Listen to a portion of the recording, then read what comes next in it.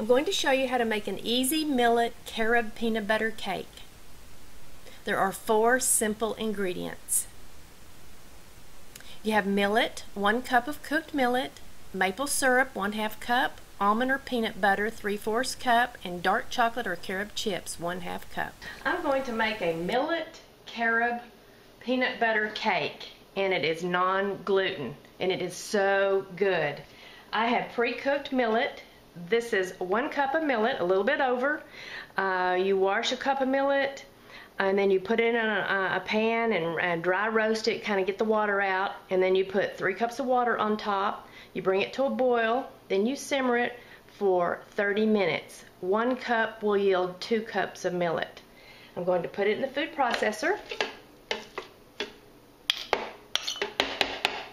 This is a 1/2 cup of carob chips, and you can use dark chocolate chips if you don't like carob. These are so good. I'm going to use a 3/4 cup of peanut butter, and I'm just going to spot it here on, I kind of eye measure it. 3/4 cup of peanut butter. You can use almond butter. I use peanut butter because it's cheaper, and I kind of like it better for some reason. Now I'm going to put a 1/2 cup of real maple syrup, none of the fake stuff.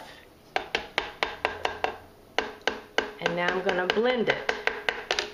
Puree it until it's all mixed up.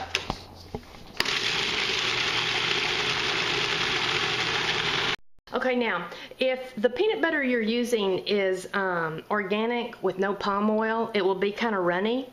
So be sure and add a little bit more millet to it. You don't want the batter real runny. So I added probably another 1/2 cup of millet, which is just fine because it will make a taller cake. Actually, I like to call these brownies, but my husband calls them cake. They're so good, especially after you've had them in the refrigerator and they cool down. So you just get it all out of the food processor. And if you don't have a food processor, you could use a mixer. I wouldn't say a blender because it'll all go down to the bottom and it'd be hard to get out. You just get it all out like that. Try to get as much as you can off the utensil. And I interchange. I go from carob to dark chocolate, but this carob is vegan.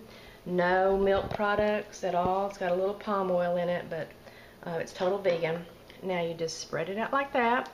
Now one thing I like to do is I like to put a little chopped walnuts on there, and I'm just going to sprinkle the walnuts on there and clean the dish up a little. You don't have to do this. You could put pecans, sunflower seeds, pumpkin seeds, but it just makes it really pretty. And then I'm going to put this in the oven on a 350 oven for around 30 minutes. Now the oven's at 350 preheated, and I've lightly oiled the pan with just a tiny bit of olive oil and wiped it out with a paper towel. And now we're going to bake it for 30 minutes.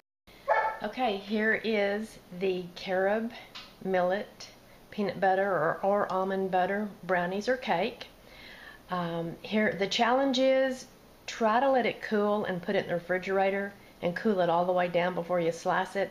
I never make it that far. I usually end up eating at least 1/3 of the cake before I can get it chilled. Once it's chilled, it will slice up like a chewy type brownie or almost a fudge looking cake. Enjoy! Plant power plus pedal power will get you there.